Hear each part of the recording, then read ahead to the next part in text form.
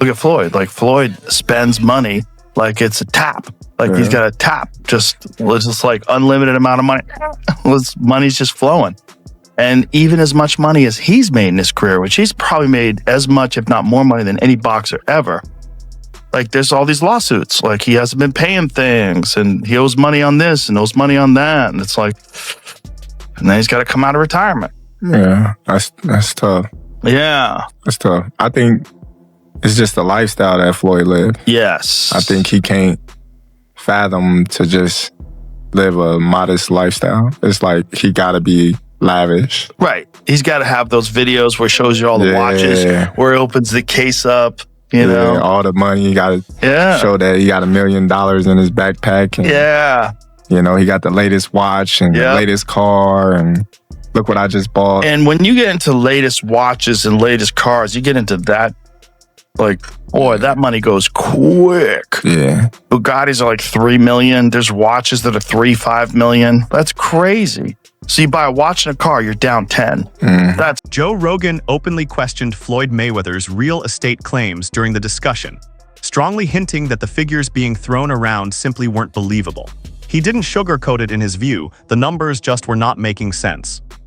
And one of the reasons why people watch him fight is not because he's like Mike Tyson, just goes out and destroys people. They like watching him fight because they hate him. Because he talks so much shit. And he's like, look at my $1 million watch. Look at my fucking jet. Look at my house. Look at this. He's like constantly showing you all these things that he has. Like he'll lay out watches in a hotel bed. Like this is $1 million worth of watches. This watch goes for $2 million. And they're like, this is my small watch that I take sometimes. But when I'll show you, when I'll show up, I bring out the big boy and it brings out this watch that's covered in diamonds. It's like $5 million.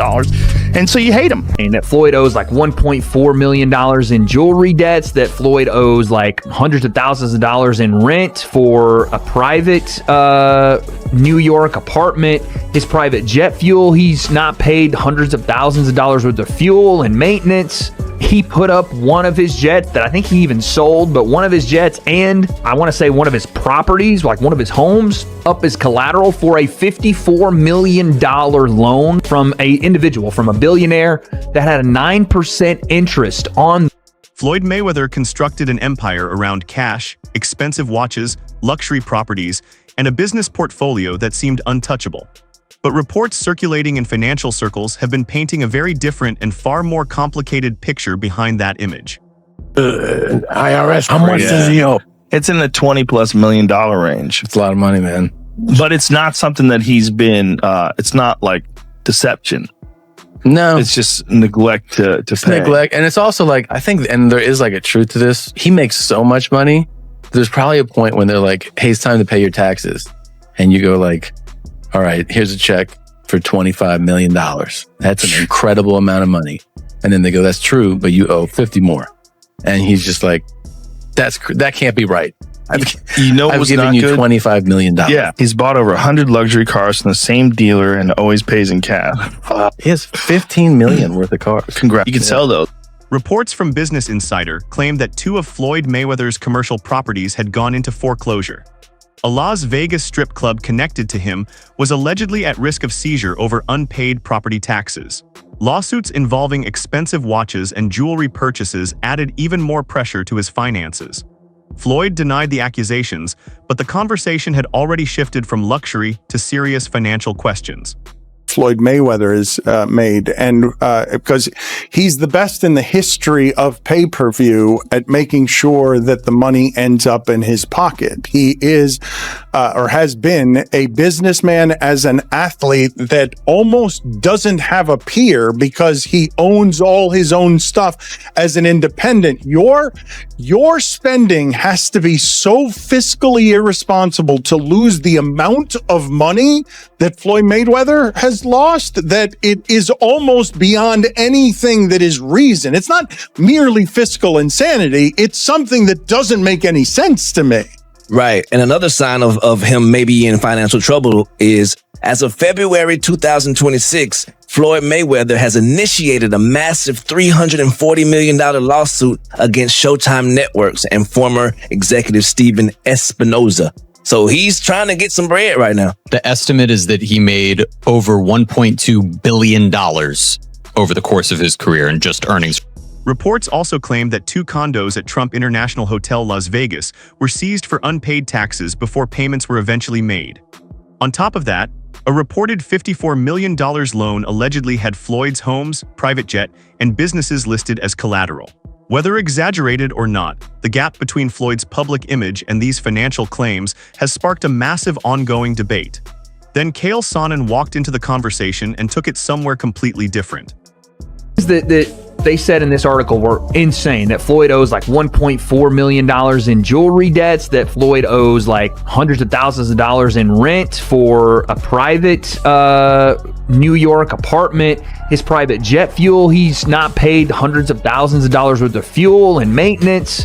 He put up one of his jets that I think he even sold, but one of his jets and I want to say one of his properties, like one of his homes, up as collateral for a $54 million loan. He can't read. His best friend at the time said that he can't read, and he never denied it.